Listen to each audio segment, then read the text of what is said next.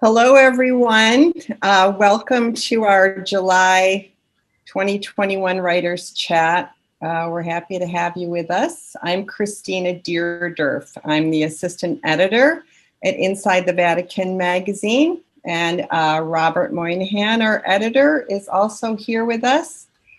And our special guest today is James Bertrand. So I'll tell you a little bit about him. Jim began teaching high school science in 1981, obtained his master's degree in education in 87, and taught high school science for 39 years. He's now retired, working full-time, giving presentations on the Shroud of Turin. He and his wife have been married for 36 years and have 6 children, and they reside in the Diocese of Lincoln, Nebraska. So, Jim, you've traveled all over the country giving presentations on the Shroud for the past 6 years. You've been in 12 states, 18 dioceses, and in Auckland, New Zealand at the Eucharistic Convention of 2016. So you've put some miles on since your retirement from teaching, and devoted your life essentially to this. So if I could just ask you first, briefly, what impelled you to take up this apostolate? Yes, well, thank you, Chris. I've been interested in the Shroud for decades, but in 1995, I invited Dr. John and Rebecca Jackson to come and give a presentation at our parish in Lincoln, Nebraska, and met them. And we've kind of been friends since that time. And then I had another friend, Bob Siefer, who was working on a book with Dr. John Jackson, who invited me to the 2014 Shroud Conference in St. Louis. And after 4 days of scientific presentations there, I was asked if I could take this information from the critical summary book and put it into a PowerPoint and begin sharing the message with people. And so they could see it in a very personal way, face to face, ask questions, those kinds of things. And so I said yes. And I've been doing that the last 6 or so years. Wonderful, wonderful. So we'd like to take advantage of your expertise here and ask you first just to give us a kind of overview of what the Shroud is and what the state of scholarship at this point is on it. And so just give us the basics here. Right. Well, what you see on your screen there in the center is a photographic negative of an ancient cloth believed to be the burial cloth of Christ. And it's very, very faint. What you see on the left is the cloth image. But when you take a picture of that, all of a sudden on the right-hand side, that face just kind of jumps out at you. There's 3D information. There's no side images. And this has been the most studied artifact in history. And it's about 15 feet by about 4 feet. It's 8 cubits by 2 cubits. I'm just kind of guesstimating there. I'll spare you the inches. But it's a very large cloth that a person could be wrapped in according to Jewish burial customs. And so that's what we're talking about with the Shroud. Now, as far as what we're going to be talking about later here today, we got 3 things going on. In the last issue of Inside the Vatican, there was an interview with Joseph Marino. We'll be getting to that first. And then secondly, we'll be talking about the Holy Fire. Just what is the Holy Fire? And that is coming up in your perhaps next issue, your July-August issue. Mm-hmm. And then thirdly, if there's time, we'll have time for more questions on the Shroud as well. So that's kind of the format we're going to follow. And I want to say up front here that, the Holy Fire is a mysterious open question at this time. It hasn't quite undergone the extensive testing that the Shroud has. However, there's increasing interest in it. And since I speak on behalf of the American Confraternity of the Holy Shroud, I wanted to make clear up front that the official position of the ACHS is neutral. Okay, so regarding the Holy Fire, their position on that is neutral. And I'll be speaking as an individual on that. And by the way, speaking about the ACHS, there's something new going on in Colorado Springs. If you're ever passing through there, at John and Rebecca's Parish Church, their St. Gabriel's Catholic Church, they have a new Shroud exhibit there. And if you go to the lobby of that church, St. Gabriel's, you'll see a replica of the Shroud. There are some video images that scroll through some spiritual aspects of the Shroud, as well as scientific aspects of the Shroud. And there is an entire large room set aside with all kinds of artifacts and things in there that can be talked about with the shroud. So there's a very interesting shroud museum there at Colorado Springs, and I encourage you, if you're passing through, to check it out. And in the front lobby, they even have some relics. There is a relic of the shroud that is there. It's a very tiny little thread, but you can see a relic of the shroud in the lobby of that church as well. So I was just letting people know up front here that I'm speaking as an individual, and the official position of the ACHS is one of neutrality at this point. Well, let's begin here with the Joseph Marino interview. He wrote an 800-page book, and he's been studying the shroud for decades, I think about 40 years, solely focused on the carbon dating test of 1988, all the things that went on with that. So we won't attempt to explain everything that he has in that book. However, recently, this has become more in the scientific world community because in the original carbon dating test, there were some protocols that were supposed to be followed, all right? And they were supposed to share the data. You know, the carbon sample came from, like, I'll show you the little corner of the shroud here. Let's see here.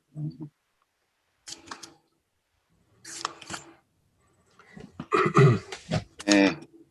Trying to get the corner of this. Here we go. Okay. This was the corner of the shroud where the sample was taken from. And the data from that, the raw data, was supposed to be given to the University of Padua. And then they would analyze that data and run a chi-square test on it and show, you know, what were the dates that it suggested. And all of these samples that you see are adjacent to each other. They're about the size of your thumbnail. They're not very large. Mm-hmm. But unfortunately, that protocol wasn't followed. And I'll be showing you the protocol violations here shortly. But the raw data was always a mystery. And so how is it that this article came out saying that it came from the 14th century? So we never saw the raw data. But according to the Freedom of Information Law, which is a European law, in 2017, a man by the name of Tristan Casabianca, he invoked that law and requested that Oxford release it by law. And they did. And he wrote a paper in 2019 which showed the raw data. And the raw data was different than the paper that they showed in 1989 from the standpoint that in 1989, they showed that the carbon dating was acceptable deviation, whereas in fact, the raw data shows it was significant deviation. The chi-square value was much different. And so I think that is kind of shed some light on some problems that they had with the carbon dating test of that time. For example, down here, if you look at the center of your picture here where it says younger, okay, this little piece from Oxford would have been dated at a certain year. And then if you move just about an inch away, this piece is 91 to 97 years younger. And every inch, it gets about 91 to 97 years younger. And so at that rate, it's thousands of years into the future. So this was not indicated in 1989, but the raw data, you know, shows that. So objectively speaking, by the chi-square test, the deviation is significant, all right? And that would typically be tossed out. Now, I wanted to share with you also here some of these protocols I talked about. Most people haven't seen this here. By the way, this was that is Teddy Hall, that is Michael Tite and Robert Hedges. This was October of 1988 when they announced that the shroud they thought came from the 14th century. And strangely enough, there's an exclamation point there behind that. You don't typically see that in a scientific type of paper. Jim, can I interrupt you 1 second real quick? Sure. Can you just rewind a tiny bit to just give us a quick explanation of the whole STIRP project and why the carbon dating is important here? Well, the STIRP project was headed up by Dr. John Jackson, and they did their work in 1978, October 8th to October 12th, I believe.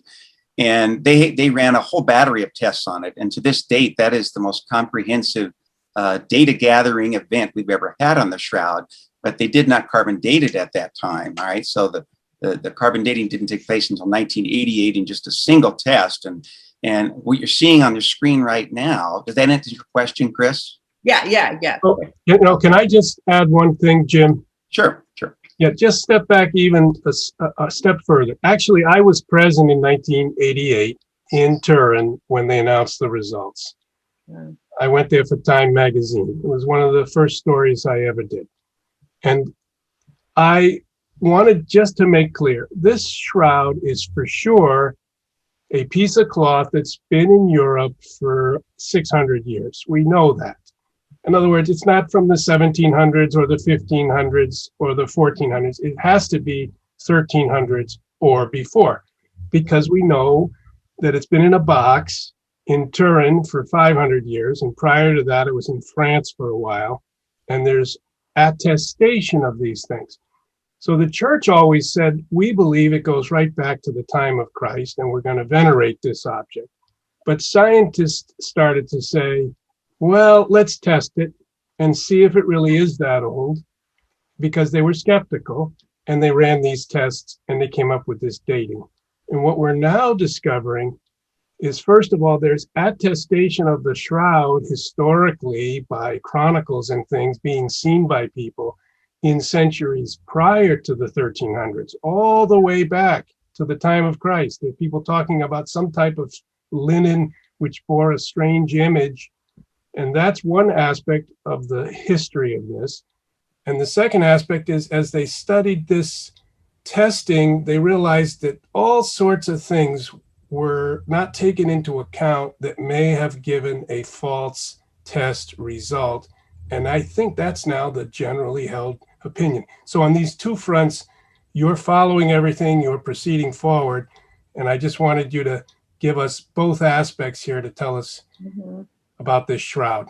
Sure, Bob, you covered that pretty well, because we did, I think, 2 sessions when we covered that presentation on the shroud, on the pilgrimage thing. And so you just encompassed 2 hours into 2 minutes there very nicely. Can I ask one more question too? Would it be safe to say that the other kinds of scientific tests that were done on the shroud tend to, or perhaps convincingly, date it in the time of Christ, and that the carbon dating was the only thing that went against that, or is that not right? Well, in addition to, of course, the pollen grains and the soil that's unique to Jerusalem found on the shroud, and a host of other things. Joseph Marino summed this up several years ago. He went through every scientific paper ever published in the last 100 years, and he grouped those scientists into 2 groups: those that were favorable toward authenticity and those that were challenging the authenticity. And in terms of the numbers, by an 8-to-1 margin, scientists were on the side that it's consistent with authenticity. That doesn't prove it, the resurrection, but from the scientific point of view, even for scientists that are not necessarily Christian, an 8-to-1 margin kind of speaks for itself in the scientific world. Gotcha. Okay. I want to call your attention to number 7 there. This carbon dating test completely excluded who I would consider to be some of probably the best qualified people to participate in this. You know, the scientists of the STIRT project, they were not a part of this. There were some 3 labs: Oxford, Tucson, Arizona, and Zurich. Now, that's only half of them. This one that I'm going to show you next is actually more significant. Okay. Number 9, while these 3 labs were testing this, they were supposed to keep confidential, but they were communicating about this, right?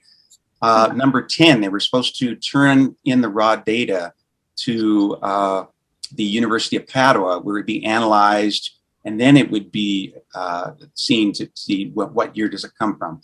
The raw data was never shared with this. It was simply leaked to the press, and it came out in sensationalistic headlines well before the anticipated October 1988 date when it's supposed to come out. You can see number 11 for yourself. Okay, so these kinds of things, without having to read everything, they've been known for decades. What you're seeing up here is common knowledge, but for most people, maybe they haven't seen it. And I think in answer to the question, where does the carbon test stand today? I think the scientific community is fairly aware of it. It's not talked about that much anymore from the standpoint that it's significant deviation, but I think among the general public, it's not very well known. Okay. I would direct people, if they want to know more, to this paper here. Okay, you don't have to copy down that whole website. All you got to do is go to shroud.com and you can search that paper. But a very well-respected, knowledgeable shroud researcher Professor Emanuela Marinelli of Italy. She wrote a 30-page paper showing what was going on before, during, and after the carbon dating test. And that paper encapsulates it pretty well, unless you want to go further and read Joseph Marino's 800-page book, which looks like this. Okay, it just came out fairly recently. And this is by Joseph Marino, and this is the topic of our interview that we had in the most recent issue. Okay. All right, I'm going to pause here and see if you have any questions. I could answer those. Do we have any questions from? Let me look in the chat here. Oh, yeah, people can write something in the chat. Yeah, and then, I'm sorry, I got to move my window over so I can. Right, and am I going to be able to see the chat box? I don't know, since I'm sharing my screen. I don't know. You know, if you see something on the chat box, Chris, just read it out to me. Okay. All right. So there's nothing right now. Okay. Well, there'll be more come up, I'm sure. So I will say, in terms of future carbon dating, many people want to see a future carbon dating, but the problem with that is, if we had a contamination problem of some type that we don't understand, then taking another carbon test is not going to do anything to change that. You would still have that contamination problem. All right. Yeah. And worse than that, a future test might even produce worse results because some things have happened to the shroud since that time. And I want to show you that right here. Okay, on the left, this was Barry Schwartz's picture in 1978 of the half of the shroud there.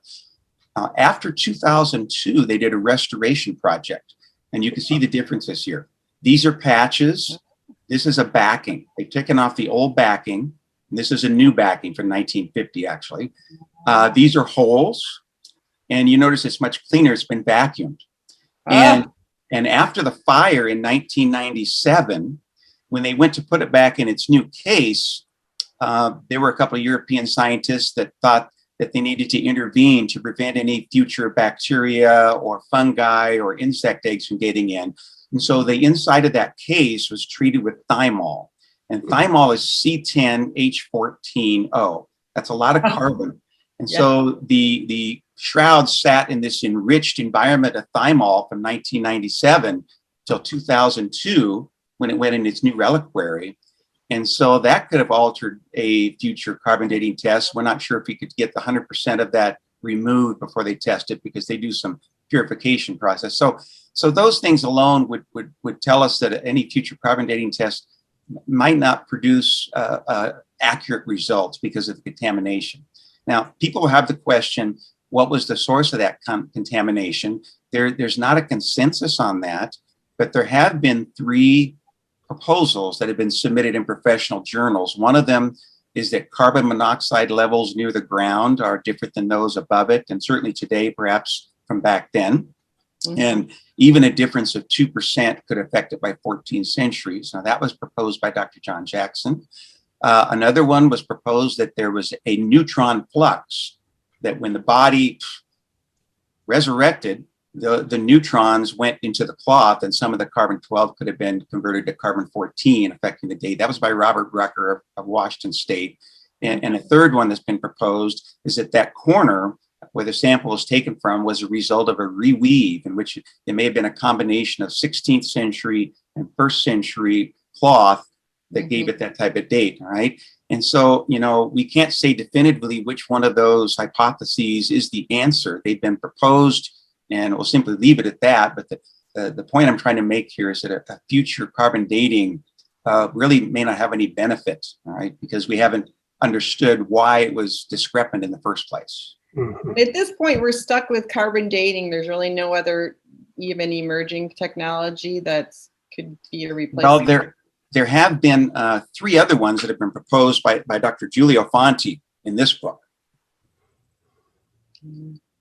And these methods are not as well known and used universally, but his 3 methods basically narrowed it down. They had wide ranges using infrared, lasers, and what's called a tensile strength, pulling it apart in mechanical tests. And those 3 wide ranges overlapped in the 1st century. And so this is not a common commonly used technique in the scientific world yet, but Dr. Julia Fonte shows some interesting results in that would back up a first century dating on that. We have a question, Jim. Will the image on the shroud eventually fade enough that it cannot be seen by the naked eye? I'm sorry, I didn't quite catch the question, Bob. Could you read just a little bit louder, please? Will the image on the shroud eventually fade enough that it cannot be seen by the naked eye? Right. The short answer is we don't know. We just don't know if it would or not. There's two schools of thought. One school of thought is that it's eroding and they need to do everything they can to intervene to keep it. Another school of thought is that if it's authentic, it will stand on its own. So you can choose one of those two if you wish. But the answer to the question is we don't know for certain. Jim, let's go two questions about what makes this image and why is it more visible in negative, and explain those two things. Sure. Well, in terms of what makes the image, that is somewhat mysterious, but we think it is linked to a light event. At the moment of the resurrection, if the body had this burst of light and photons, that could have provided the mechanism. And the reason we don't see any side images is because as the body went from matter to energy, so to speak, the cloth would flatten out and be pulled away from the sides as it came through. Now, from the top to the bottom, we don't know how long did that take. Are we talking about a fraction of a second, 1 or 2 seconds? We can't really duplicate that because we can't take a body and have it resurrect and go from the physical state to the supernatural state. So we can never test the resurrection. The resurrection will always be a matter of faith. Does that answer your question, Bob? No. Are you saying this image is made out of light, or is there any paint, or is there any chemical, or is there any burning of the fibers? What makes the image? That's a great question. If you look at the stuff, if you go to a picture, you're going to find paint on a picture. What is the stuff of this image? The fact is there's no paints or pigments or dyes. And that was a conclusion of the STIRP study after 3 years of publishing the results in 20 scientific peer-reviewed journals. There's really no stuff of the image. It's just a very, very thin superficial layer of the fibers as they exist that have been yellowed by some process, but there's no chemical or pigment to do that. And it's 0.2 of a micron, and there are 1,000 microns in a millimeter. So this trait of superficiality is simply one of the many things that we can't duplicate on the shroud. We cannot replicate this. Now, whether it was caused by photons of light or a coronal discharge of electrons, that's an open question. Those are two possibilities. Okay, we have a question. Is there any blood on the shroud? And if so, any test done on the blood? Yeah, the blood has been tested at least 4 different times that I'm aware of. And the blood was shown to be human blood type AB. Okay, so just once again, if this were from 1330, somewhere between 1260 and 1390, 1330 is before the Black Death. It's a little bit after St. Thomas Aquinas and St. Bonaventure. It's a century after St. Francis of Assisi. It's 2 centuries before Martin Luther. So it's 1300s. That's what they've dated it. We think the dating is wrong, but if it is from that time and there's no paint and there is no chemical, it's made by light, what you're telling us is it's an object that they tell us is made in the 1300s that we cannot duplicate, we cannot explain, we can't make another copy, and there's no explanation for it. So it makes it extremely mysterious in that case as well. Sure, and their question could be answered with another question. If we can't duplicate it now in the 21st century, how could someone have done this 800 years ago? Exactly. We have another question. Was the image apparent on the burial cloth to Mary and the apostles? Yeah, that's an open question. What did it look like at the resurrection? It's been suggested that this burst of light had dehydrated the fibers, and so they might have even appeared lighter than the surrounding white linen. If you get dehydrated like that, and then over time they have aged. So it's possible. Certainly, they would look different to them than it does to us now, in that those fibers have been aging for perhaps 20 centuries. So they certainly saw something different than we saw. When people see this, the first thing they see are those scorch marks, those two big brown lines from the fire. They didn't see that. There were no patches. Okay. They certainly would have seen the blood stains. I think if you would have looked at the shroud on Holy Saturday night, say at 10 or 11 p.m., you would have seen nothing but blood stains because the blood went on by direct contact as the blood exuded from the body. It stayed in liquid state when a person's in that person's body within that period of time. And then, of course, after the image goes on over the top of that, what would they have seen? The Blessed Virgin Mary would know what that looked like. We can only take a guess at that, but it certainly looked probably much brighter, not as dark as we see it today. Okay, we're looking here at only one half of the shroud. Is that correct? Jim? Pardon me. Yes, go ahead. Are we looking at only one half of the shroud? Yes, we are. We're looking at one half. I can show you the other part here. Well, the point is, at the top, we have a face, correct? Right. And at the very top, there's the beginning of a head that leads to the second half of the shroud. So the shroud was both under him and over top of him. And what we're looking at is the part on top of him. And the part that was under him has his back and the back of his legs and the back of his head. And those heads come together at the very top. So this shroud was about 8 feet under him and 8 feet on top of him. Oh. Right. And I'm please excuse me for I'm trying to get. Hey, I wanted to pull up something here for you because Bob, you mentioned the whole shroud here. I'm going to pull that up for people here so they can see what we're talking about here. Oh, great! I can't find the server. No, you type T instead of H. Okay. Well, I was going to show you on shroud.com. They show the entire shroud, and you can see it from there. But I'm not getting that to come up for me here. Yeah, that's the. Well, I don't know if we can just ask that amazing question. Okay. You believe this was under and over wrapping Jesus in the tomb, and that somehow the image was created in connection with his death and resurrection. Yes. Then you believe the disciples came to the tomb, found these garments there, and took them, and have kept them safe for 2,000 years. And you think in the first years they used it perhaps as an altar cloth. Mm-hmm. That's what you wrote to me. Yes, right. And this is kind of showing you the whole thing there. Okay, you can explain this because at the very center of this, the two heads come together. Right. And I'm pulling that up for you right now. So when you say two heads, you really mean the front and back of Yes. And so imagine the body laying down here with the back of the head right here against there and the face looking up at you. And there's the shoulders and legs. Perhaps it's covered up by your pictures. And then this is folded over. So this was in contact with the front of the body, folded over, and that was in contact with the back side of the body. Okay. And so the hands are seen on the front. Right. They're not on the back.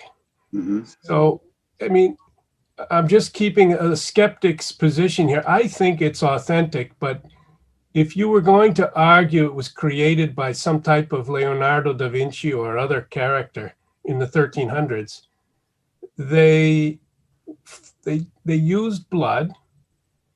So it's not a work of art. They probably would have. So it's inexplicable that they could have put such detail in without using paint, without using any chemical, creating an image. Therefore, the less mysterious and less problematic answer is that this cloth was created because it's a fabric used in Palestine at that time. The weave is the same, the linen is the same, the pollen is the same. It came from the time of Christ. The image describes a crucified man, and therefore I believe the less complicated answer is that it's authentic. Mm-hmm. And I just wanted you to reflect on that. Sure. I don't have anything to add to that, Bob, and that we could add another list of probably a dozen other factual things about the shroud that would support that. Well, go ahead and name some of those. Well, where you see the blood here, this is the blood from the lamb wound in the side, we believe. Okay, now if you just splattered on blood, that's all you would see. But if this blood came from a man who had suffered a trauma and was already dead, then over time, it begins to separate, and the liquid part separates from the solid part. And under ultraviolet light, there is a halo around this blood where the arrow is at. And that halo tells us that this wasn't just, thrown on afterwards to make it anatomically correct, that this exuded from a dead body. This man was truly dead, right? And we didn't have ultraviolet light back in the 13th century. So why would you have tried to, concoct that, centuries ago? Another thing is the blood color itself. Underneath the different lighting, that blood is pretty bright red.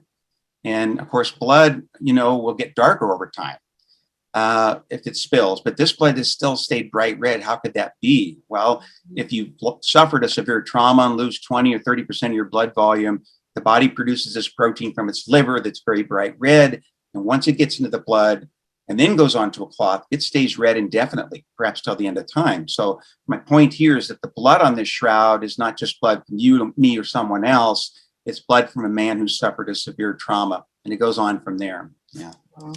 We have another question. Has research shown that the blood was there before the scorch marks? So the blood would be there before the image was there? Yeah, certainly. The blood, what you mean, the scorch marks from the fire of 1532? No. I guess, well. I think they mean the scorch marks produced by the resurrection. That's okay, right. From the image. Okay, what we call the cloth image. There is no cloth image underneath the blood. They used X-rays in 1978, and the blood is there first. And where the blood and image overlap, there's no image underneath. So the blood came before the image. Okay. We have another question. Just as Good Friday comes before Easter Sunday. Good Friday, Holy Saturday, Easter Sunday morning. Yeah. And the two apostles got word from a woman named Mary Magdalene that the body was not there. She had gone there to anoint the body, and the stone had been rolled back. So Peter and John both decide to run and see for themselves. Remember that passage? Mm-hmm. Yes. And they run side by side, but then John gets a little bit ahead because he's much younger than Peter, and he runs faster. It says that, which is why I enjoy the scriptures and the Gospels, because they're so realistic. And it says John got to the tomb, looked in, but he didn't go in. And there's Peter huffing and puffing and catching up, and he looks in too. And they were astonished, and it says they saw one. This is what it says in the Gospel of John. John evidently wrote his gospel having been the person who saw this. And he says, we looked in. He said the one who was younger got there first, and the older one got there after. And we went in and saw and believed. And why did they believe? Well, they say they saw one shroud that was laying on the rock where he had lain, where the body had lain, the tombstone, the tomb rock. And at the end, in a small circle, was another cloth, which nobody has identified, but could be the veil of Manipello, which some people believe, or it also could be perhaps the Sudarium of Oviedo in Spain. Those are the three cloths that claim to be connected to the Shroud of Turin, the Oviedo cloth, and the veil of Manipello. And the veil of Manipello has the image of a face on it, and the Oviedo cloth has the blood that was coming from his nose and face and mouth. Anyway. Sure. And according to Jewish custom, you would want to save that blood because that blood, is a part of the body. Right. And I did want to say here that one other thing about as a consequence of the carbon dating test, what was the result of that? Well, I think it took the shroud off the radar for about 20 years. It probably set us back 20 years because it was written off, so to speak. And I found, it's been my experience, I've spoken probably, 20 or 25 different high schools, and less than half of people under age 30, and universities as well, have ever even heard of the Shroud. So our younger generation has not heard of the Shroud. About half of them. You find some that have, but it's been my experience that, that carbon dating test did take it out of the news for that. Mm-hmm. What I keep emphasizing here is this is a historical question, and the Christian faith is based on historical events. It's not a myth. Mm-hmm. This is sort of the fulcrum point. Really, it's the fulcrum point of everything that we've done with the magazine. We try to say it's real. It's not just a made-up fable, as St. Paul refers to the allegations made at the time. So when we have an artifact like this, I don't mean to be materialistic, but I mean to venerate something that may have been handed down from person to person, generation after generation, for 2,000 years. I remember 1988, I remember when the Archbishop came out, Balestrero, and they were going to announce these results. He seemed very confused to me. And the people around him seemed kind of confused. It was a typical church operation, in a sense, where they handed everything over to the scientists, and the scientists came back with odd, perplexing, unexpected results that denied the authenticity. And no one, as you say, knew what to do, and they went off the radar for 20, 30 years. Correct? Yeah, I would say that's a fair assessment. Mm-hmm. Yeah. Yeah. Well, I'll tell you what, can we move on to the second part now? Would we want to move on to Holy Fire now, folks? Is that okay? Yeah, we can come back to this. Okay, and I don't know why I'm getting that here. Should be, there we go. Okay, before I get to this one here. Okay, you've heard of the Shroud of Turin, but many people have not heard of the Holy Fire. 2 years ago, I'd never heard of it. And it has been suggested by an Italian scientist, Professor Giulio Fonte, that there's a connection between the two. And so this will be our next topic. And if there's any time remaining after that, then we can have more questions. But I think the best way to get an idea is a visual of what does this look like. So what I'm going to show you is 3 little clips here. They're less than a minute. These are made by people from different countries who come to the Holy Sepulcher on Holy Saturday. And when you're going to see this soon, it'll be explained how when the patriarch comes out of the edicule with this fire that somehow mysteriously appears for about 20 to 33 minutes, it looks like normal fire, and the temperature has been measured at normal fire, but it doesn't consume. Now, this man has a beard, and he's speaking Greek here. I'll let you see a few seconds of this.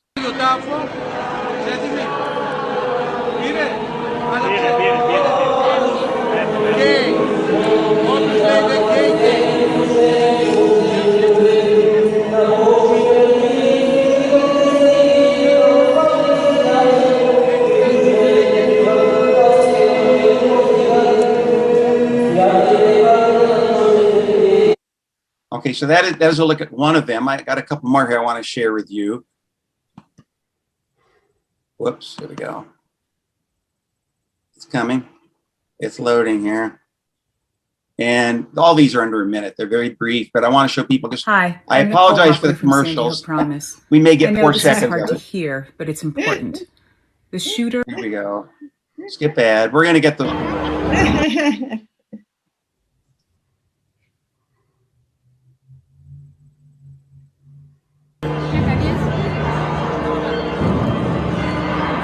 Put on your face.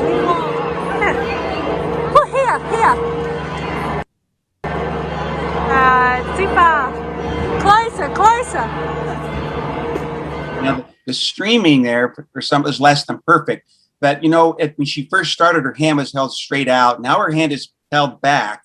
And when you see the fire wrapping around her chin, you know that it's underneath it to produce that effect here. Yeah.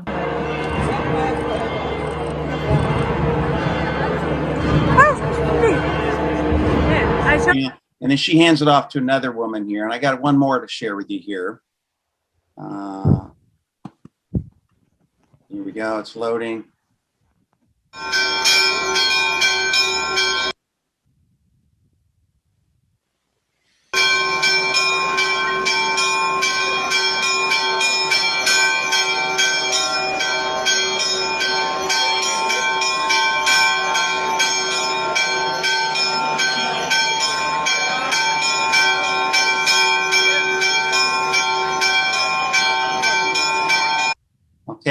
Now, there have been hundreds of these produced in the last 5 years by people from, all over the world that don't know each other most likely, and they all seem to show the same thing. And so there's two things going on here. Number one, what is the origin of the holy fire inside the sepulcher? And the only person that knows that is the patriarch, and we're going to see his story in a second here. And then the second question is, okay, this mysterious phenomena of fire not burning you for 20 to 33 minutes, how does that work? So I think in order to give the audience the best possible chance of seeing this from someone who knows what they're talking about, I found an expert on this, and I want to show you a little segment from, it's actually a 45-minute primer on the holy fire. We're just going to see a little 6-minute segment here. Mm-hmm. Here we go. Where's he at here? Primer, there it is. At the moment, the holy fire is... Okay. Let me cue this up here for a second. Jim, is he gonna give us a little overview of what it is? Yes, yeah. And I just want to start off by introducing him here. It takes about 20 seconds.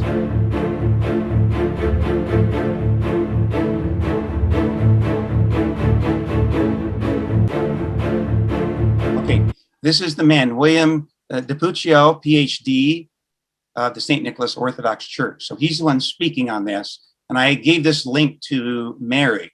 So if she puts that in the chat box, people can refer to this later if they want to see the whole thing. But for the sake of our audience here, I just want to give a brief introduction here because he has been studying this much longer than I have. And I think the audience would appreciate hearing from him this way. Okay, I got a little segment here, starts at 1:40. And here we go.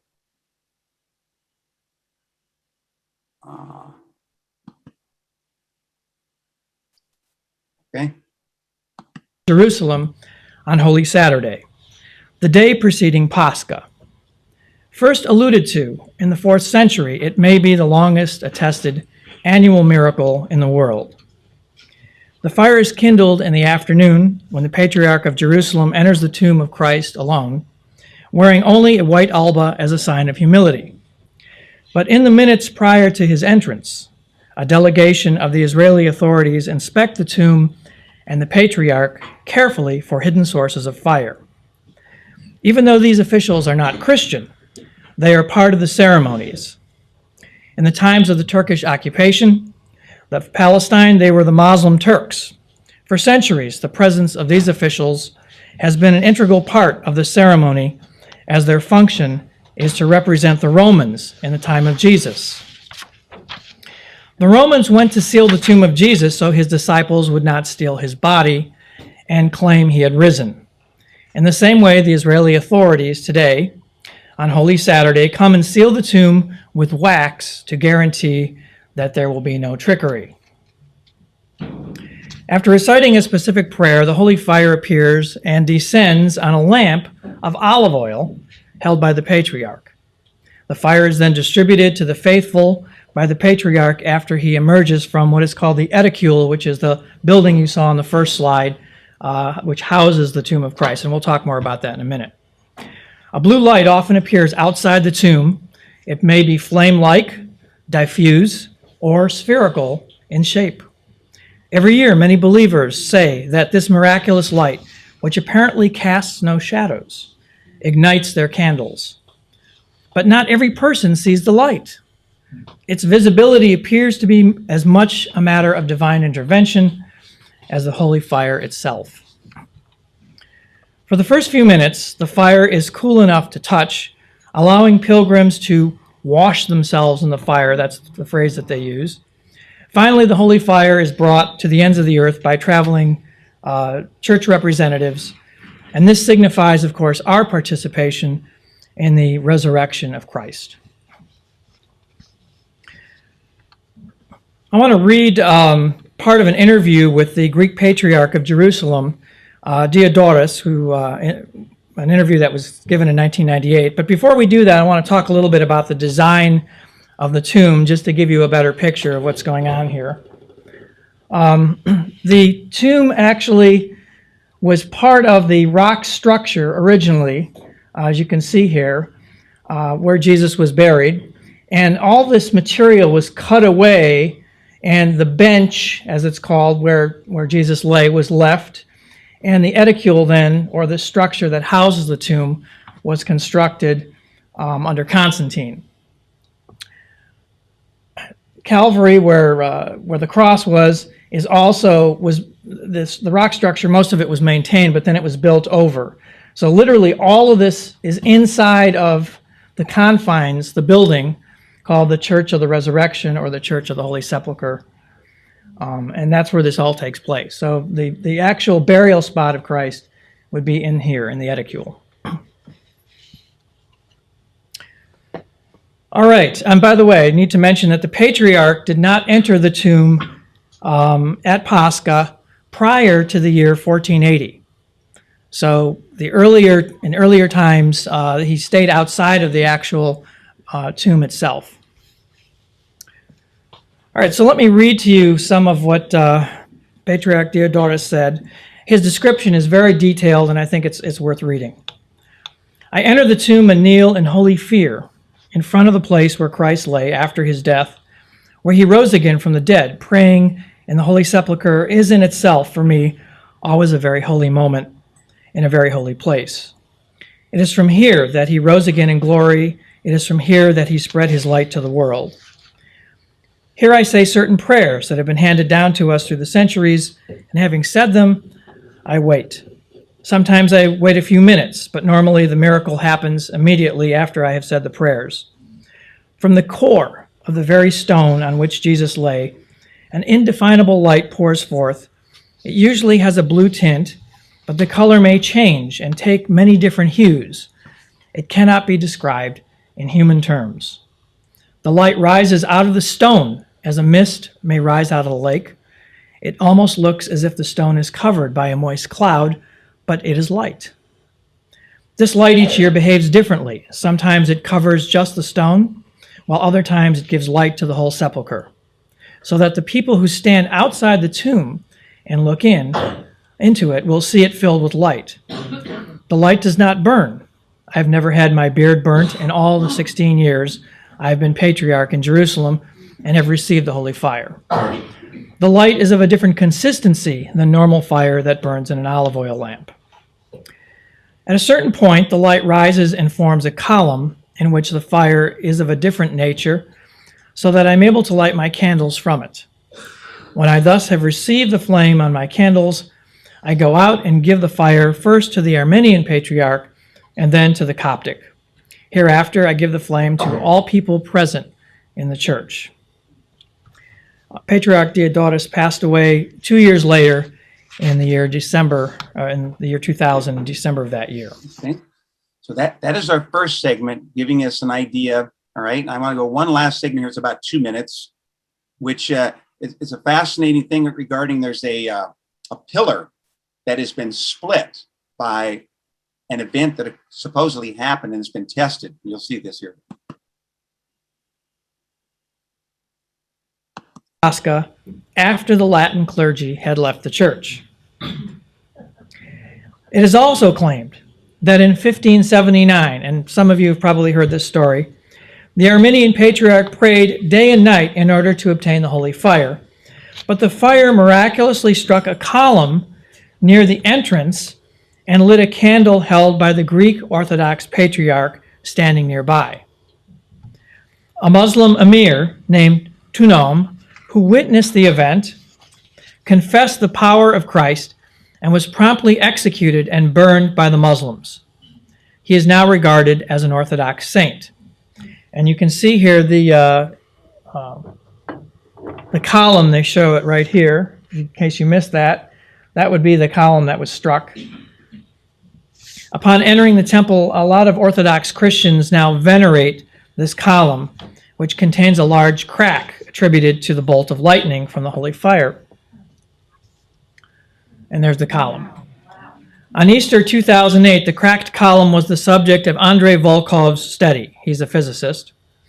He sent high-definition photographs of the crack to a scientific expert, Dr. Morozov, who is considered one of the world's top researchers in the field of fracture mechanics and the physics of material strength. He declared explicitly that this fracture could only be the result of an electrical discharge. He concludes by asking, what does this mean? That it was completely impossible, he says, for anyone to manufacture this fracture. Imagine how powerful a transformer one would need, and particularly in the 16th century, when people had no idea about the existence of electrical energy. His opinion was supported by a leading Greek scientist in the field of fracture mechanics, Professor George A. Papadopoulos of the University of Athens. He says, by examining the fracture from the photographs, we could conclude that it is the result of a combined pressure, a combination of electrical discharge, probably a strong lightning bolt, and a large seismic tremor. In my opinion, he says, this simultaneous combination of pressure of the column remains inexplicable. Therefore, one could speak only of a miracle. The foregoing historical accounts represent only a small sample of eyewitness testimonies down through history. In addition, there are hundreds and probably thousands of eyewitness testimonies on the internet, including many converted skeptics and those who have experienced spiritual and even physical healing. The public nature of the holy fire is too broad to be ignored. It is either one of the biggest deceptions in history, or it is a supernatural manifestation of divine power. There seems to be little middle ground. Okay, so that is a primer for everyone on what we're talking about here. And there's my daughters. Let's see Lovely. here. I had paper here. There we go. Okay, so with that then, people might say, okay, what has been the scientific study on the holy fire? Well, in 2016 and 2018, there were two studies done on this holy fire, and a third study occurred and it was published in 2019. Dr. Giulio Fonte, and he published this paper. You can see it was published in July of 2019. And his paper was not to try and understand how does the fire originate. His paper was trying to see if the temperature and the characteristics of this holy fire could be quantified, and does it somehow connect with the Turin shroud.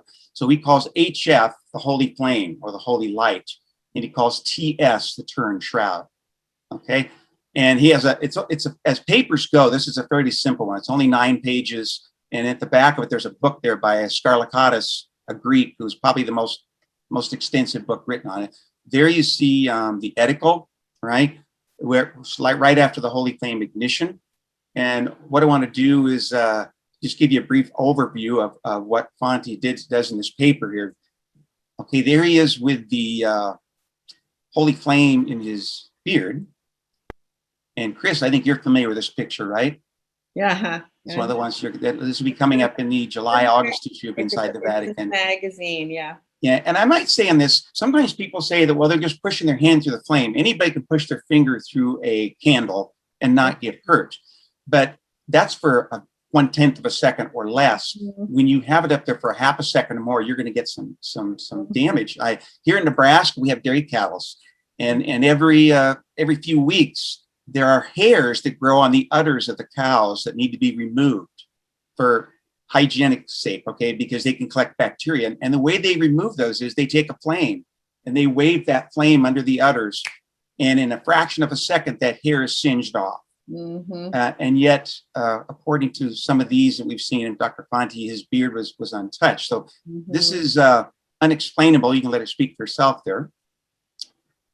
Okay, over here on the right side, it gives the 7 tests he's going to do. Okay, here was the edicule. And when the holy flame emerged from the edicule, he got it in less than 2 minutes. And here's where he got it, right there. And then he moved over here to position 2 to do his experiments. And he's about 15 meters from the edicule at that point. Mm-hmm. And he goes into detail about the tests he did. Now, at the same time he got the holy flame, he took an exact type of candle and lit it with a match. So we had a control flame and a holy fire. Does that make sense? Mm-hmm. This is the spectrograph of comparing those two, because when flames burn, they give off a signature. So the signature of the holy flame is no different than the control flame. It's he's trying to say it's really fire. Okay, it behaves as fire. And there they are here. There's the common fire and there's the holy fire. All right, and he measured their temperatures, and depending on where the thermocouple thermometer went into, it ranged between 846 and 892 degrees, depending on where you put the gauge inside the flame there. And both the holy flame and the control flame registered these high temperatures. Right? Now here's where it gets interesting. He took a cloth and he held it about 1.5 inches, 3 centimeters above these flames for varying amounts of time. This is linen, all right? And anywhere from, I think, 4 seconds to 20 seconds in these experiments. And in every case, the common flame, the control flame, would burn a hole right through the linen instantly. But the holy flame did not. And it just lightly singed very superficially the linen there that you see. And this was for like 20 seconds. In 2 seconds, it's less than that, all right? And he did some more comparisons. Here he is holding the linen above the flame there in these experiments. Mm-hmm. Okay, and let's see here. They appear to be the same, all right? And he also used another instrument that measures ions. Fire creates ions. As matter becomes energy, the electrons are coming out the atoms, and there seems to be a great increase in the ionization levels in the eticule at the moment before this holy flame occurs. So that's the paper there, and here is his conclusions here. He, in a nutshell here, and like I say, you don't have to read all this right now. It should be in the chat box if you wanted to see this paper yourself. But he suggests that the holy flame that occurs on Holy Saturday could have been the mechanism for image formation on the shroud. And that is a bold statement to make. That is an open question. And as I said before, the ACHS is neutral about that the whole idea of the holy flame. But as it becomes studied more and more, we should, test everything and retain what is good, right? Mm-hmm. So he's suggesting that the fire of the holy fire itself, for instance, when it showed that the linen had not been burned but only singed or colored, that could possibly be the same effect that's on the shroud. That is what Julia Fonte is suggesting. Uh-huh. Okay, we have some questions, Chris or Bob. Bob, I'm sure you got something to say. Go ahead. Well, I love hearing you. Well, the patriarch said that the fire blew, some type of fire came out of the stone where Jesus lay.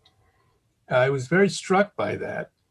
And it reminds me that out of the chemicals, the minerals in that stone, the electrons, some type of energy which manifests as fire, emanated, and then eventually it became somehow like a cylindrical flame, and he could light his own candle from it.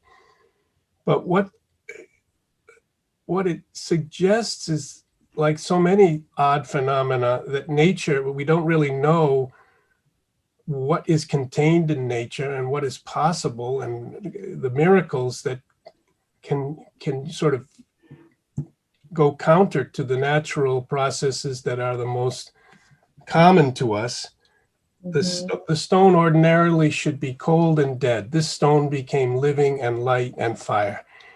It's as if it gives me the sense that the whole world and all the chemicals and minerals of the world could be transformed by the power of God. So, and our bodies too could be reanimated, resurrected. But what this, it suggests that fire is still in that same stone where Jesus lay, coming out every year, according to this patriarch, who goes in there all alone, says a prayer, and some sort of light starts to come out of the stone and forms into a flame. Then we can understand the resurrection occurring by some inner process of light, of flame. And we also, it came to me that we also hear that 50 days later, that the Holy Spirit descends in tongues of flame. I've always been mystified by that. Although I have come across it even in other ancient sources. There are passages that refer to it hundreds of years prior to that as tongues of flame appearing in some classical sources. So anyway, I'm just thank you so much for explaining this to me and giving us some insight into this. Sure. My whole thank you, Bob. My whole purpose was simply to try and answer the question, what is the holy fire? And so I don't have the same degree of certainty that I have with the shroud. Certainly the shroud is much more, I think, firmly supported, but that's because there's more information on it. And this has been kind of an orthodox thing for all these centuries. So many of us Catholics are just kind of becoming aware of it. So it's an open question. And you've got the same thing here on this screen, on the right-hand upper part, the Exodus. This point of the fact described in the book of Exodus comes to mind. Moses looked, and the bush burned with fire, but the bush was not consumed. It's the epiphany. It's the presence of God. It's beyond the natural. It's the supernatural. And I don't know what to say. I have no. I do. Okay, we have other questions though. Can I? Well, we have Joseph Marino here. Joseph Marino. Hello, Joe. And he said he just published an article with an appendix on some major sources on the holy fire. So he puts that in the chat board. And I said, great to have you here, Joseph. And then someone else says, wow, your 5 daughters are beautiful. So, Jim, you've been blessed.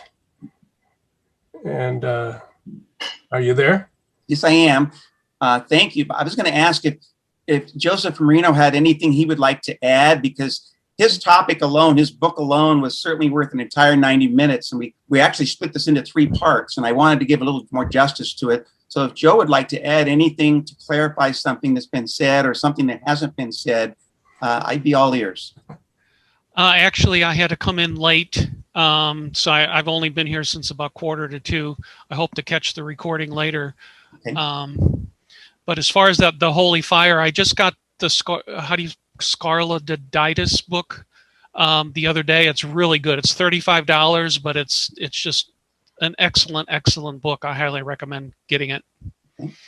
Okay. Thank you, Joe. There was a question earlier, Susan Clark. What are your thoughts on the cloth rolled up in the corner in John 20, verse 7? I believe it may be the sudarium or the veil of Veronica. Can you see evidence of a facial cloth, which would be Manipello Paul Bade, on the shroud as the chin wraps, coins on eyes, etc.? So she's asking about the shroud as a large cloth. It's 18 feet long. And then this other sort of veil, which would only be, the size of a large book. It would just be something which has an image of a face on it. They've done studies of that. That veil is in Manipello, which is on the other side of Italy from Rome, little town. And the veil face matches in size the size of the face on the Shroud of Turin. And people are still investigating this. They're trying to study it. There's even perhaps someday going to be further studies on the veil in Manipello. But again, that veil in Manipello is transparent under certain, you can stand in front of it and look right through it. And then you go off to one side and you look at it and you see the face.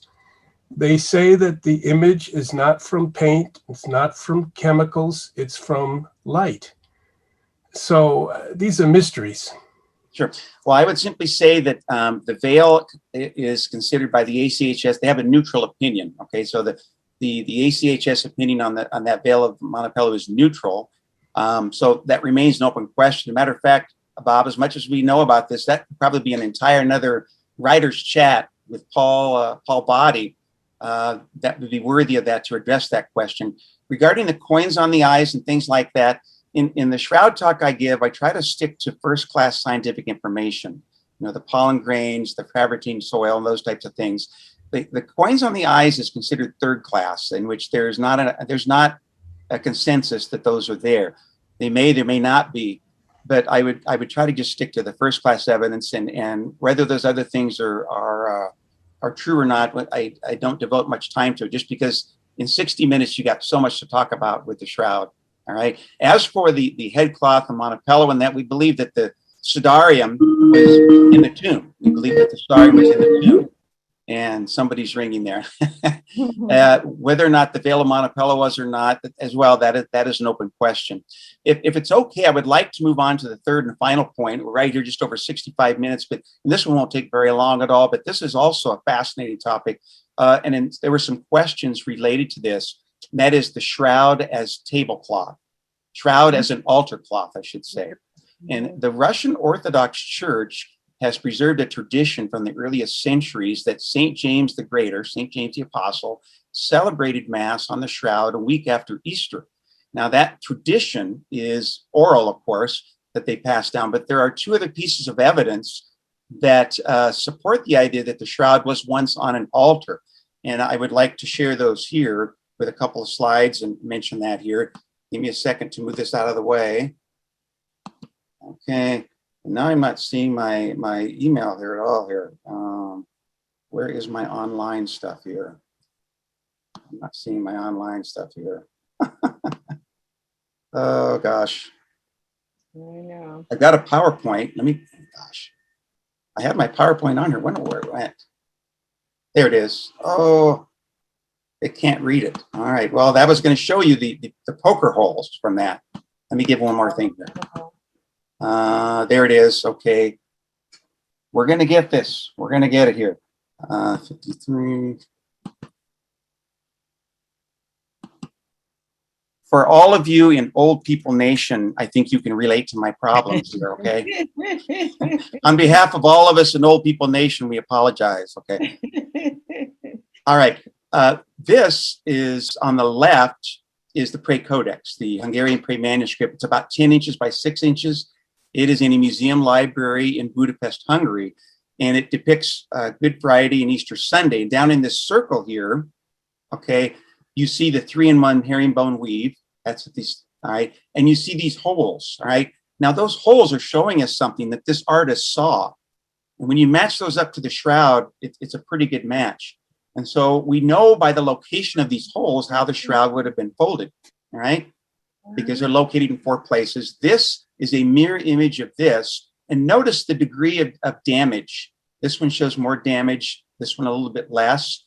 And then if this is a mirror image of that, and that shows the least damage. So the shroud is folded like this. Now it's 8 cubits by 1 cubit.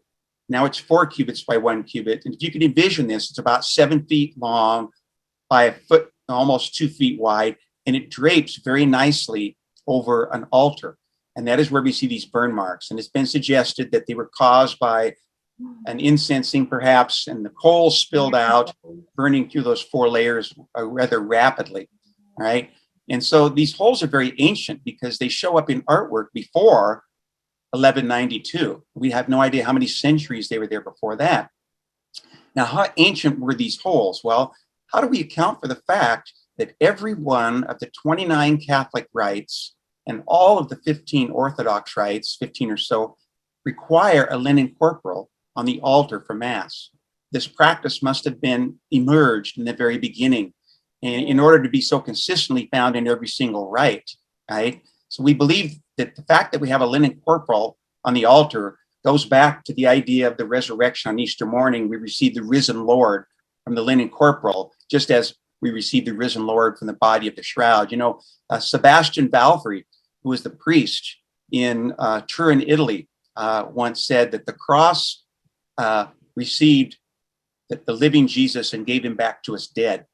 The shroud received the dead Jesus and gave it back to us living. We received the living Christ in Holy Communion. And so my point here is there any other tradition or historical document to account for the origin of the linen corporal? None that I've been able to find.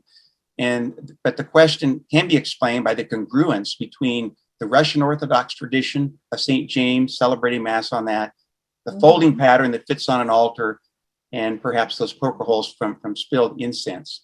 The reason why we might not see it written from the first centuries is if you were a first century Judean Jew and you held the burial cloth that was filled with blood from a dead man like Jesus had been, you had something unclean. And that's not something you would write about or advertise saying, look what we've got. But if the apostles kept the shroud and made the connection, between the resurrection and what we receive in Holy Communion and the Last Supper, then it would seem that the shroud could explain that. So that's my third point I was trying to bring out today. We did a few words on Joseph Marino's book on carbon dating. We showed you what the holy fire was. And then I'm pointing out this idea of the shroud as an altar cloth. Very fascinating. I know we're going over. Can I just ask Mr. Marino a quick question? In your, if you don't mind, in your interview with Jim Bertrand, that's in our magazine, you mentioned some obstruction or resistance on the part of the Pontifical Academy of Science when the STIRP project was going on, and they were going to go 2 weeks, and then the Vatican said no, only one. Can you comment briefly on why that would be? What was going on there? I'm just kind of curious as to why the Vatican wouldn't have wanted to do everything they could to facilitate this, even going over Cardinal Ratzinger's head. I just found that interesting, and I wonder if you have anything to say about that. Yeah, actually, so Cardinal Ratzinger in July 1985 approved STIRP to get 2 weeks for multidisciplinary tests, which would have included carbon-14. And then some group or individuals were somehow were able to go over Cardinal Ratzinger's head, get STIRP eliminated. There was no 1 week period in terms of the 88 testing. I think you're possibly confusing that with the fact that STIRP had 1 week with the shroud in 78. Oh, okay, gotcha. Yeah. So the Pontifical Academy of Sciences, even Cardinal Balestrero was suspicious of the head of the PAS, Dr. Carlos Chagas, and his assistant Victor Canuto, and then Harry Gove. Those three seemed to work to get STIRP eliminated, which was a big mistake. And then the Pontifical Academy ended up getting sort of put on the back shelves themselves. There was a lot of politics, egos, and agendas. It was not the best run experiment in scientific history. It was just, that's why I got 800 pages in my book, and I've also got 75 additional entries on a page on my website. It's very complicated, but there was a lot of politics, and I've heard that the Vatican might be satisfied with leaving the shroud as a mystery, but personally, I think they owe it to the world to let us try to get to the truth. I mean, they let a STIRP study it in 1978, and they first concluded that it was not the product of an artist, and they made some bad decisions. Let's face it. I mean, they made some bad decisions. The church did in the 88 testing, and I think they owe it to the world to open it up to not necessarily a new carbon test, because I'm not sure that would solve the problem. They could run into some same issues that weren't resolved the first time, but they should have done the multidisciplinary tests as originally planned. That will give more data, and I'm like 100% sure that if they did multidisciplinary tests, they wouldn't necessarily prove it 100%. I don't think we could ever get there, but they would probably find more data suggestive of authenticity, and the more you can't disprove it, the better the chance that it really is authentic, and ultimately that's really a matter of faith. Right. Speaking of a matter of faith, one last quick question from me, Jim. Can you can you possibly give us maybe an anecdote or two? I've had questions about this from readers about the spiritual aspects of people's encounter with the shroud, how people are impacted by seeing the shroud. And a reader asked if you knew of any potential miracles that were attached to it. Well, Chris, I'll talk just about the spiritual ones. There have been several I'm aware of. I've spoken with Barry Schwartz, John Jackson, people like that. And there were some people in the STIRP team that were spiritually impacted by the shroud. Okay, so it has some positive results there. A couple others come to mind. Tristan Casabianca of France, who was instrumental in invoking this, getting the raw data from Oxford. He supposedly had been an unbeliever beforehand, and as a result of the shroud, of course, he'd been a very ardent supporter of the shroud in Christianity.